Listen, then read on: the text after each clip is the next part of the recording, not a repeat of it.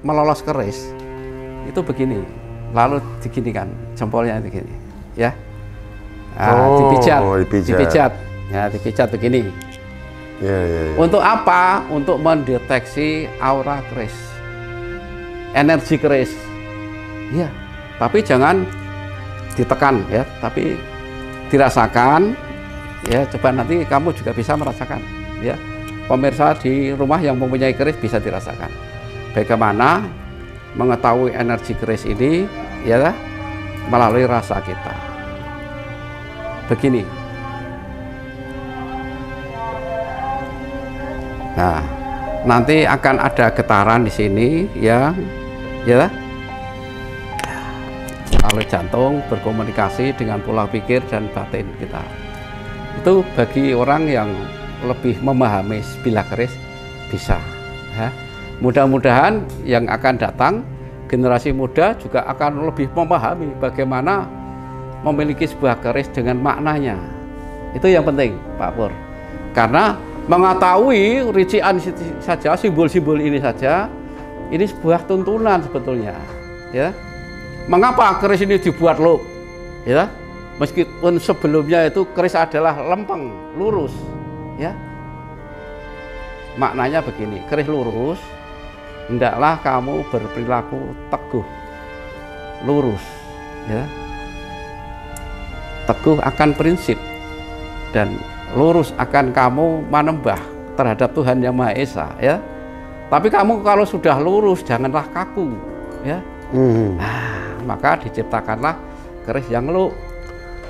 Luk pun ini jumlahnya ganjil, ya. Ganjil. Ya. Keris lurus, lalu keris luk 3. Luk 5. Ya, luk 7. 9, 11, 12 dan sebagainya, Pak Pur. Nah, nanti juga saya akan bercerita apakah keris itu semuanya ganjil. Kalau pakem betul, tapi saya juga membuat keris yang ganep. Suatu ketika, mohon maaf ya, selingan, saya juga membuat keris untuk Romo Budi, luknya 12, ya. Karena saya ingin menerjemahkan dengan luk 12 itu adalah 12 rasul.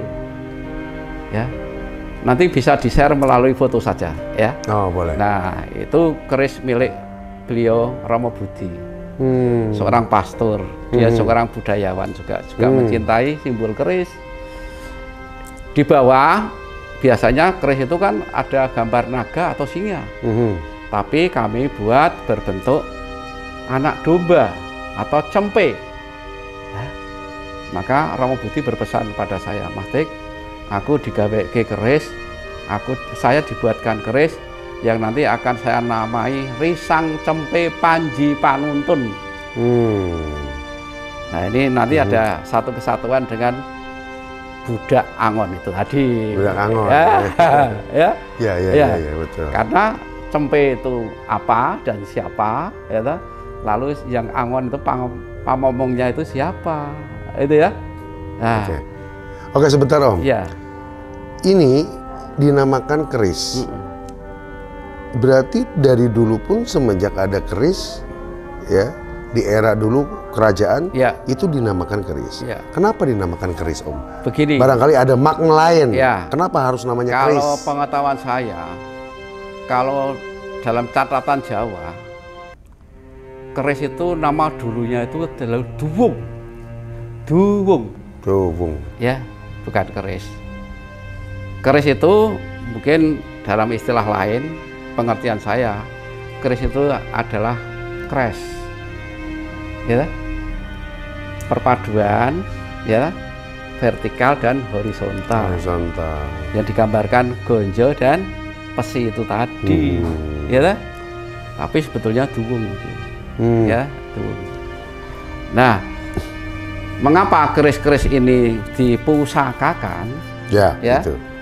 Kok tidak seperti bendo atau arit atau pisau dapur, meskipun bahannya sama, ya? Kok dipusakakan karena apa? Karena ini memiliki simbol filosofi yang penuh dengan tuntunan dan dibuat oleh seorang empu ya, bukan bengkel pandai besi, tidak, empu yang membuat. Nah, jadi ini dipusakakan atau dengan segala hormat, ini pun diperlakukan tidak selayaknya seperti pacul, ya. Nah, ini dipusakakan karena simbol. Dan ini juga simbol harkat martabat seseorang. Karena apa? Tidak semua orang memiliki bilah keris. Orang-orang tertentu. Satu desa di rumah kalian, dihitung siapa yang memiliki keris, ya, tidak banyak. Ternyata orang-orang yang pinunjul atau mempunyai kekuasaan di daerahnya minimal, orang biasa jarang yang memiliki, atau saudagar kaya, ya Pak Pur, itu.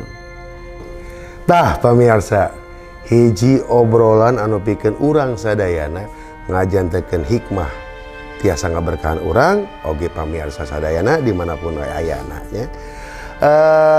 Obrolan anu ngabedar perkawis makna tina hartos nami keris, hartos bilahan keris, hartos warangka keris nembe parantos didugikeun ku pangarsa Om Sutikno.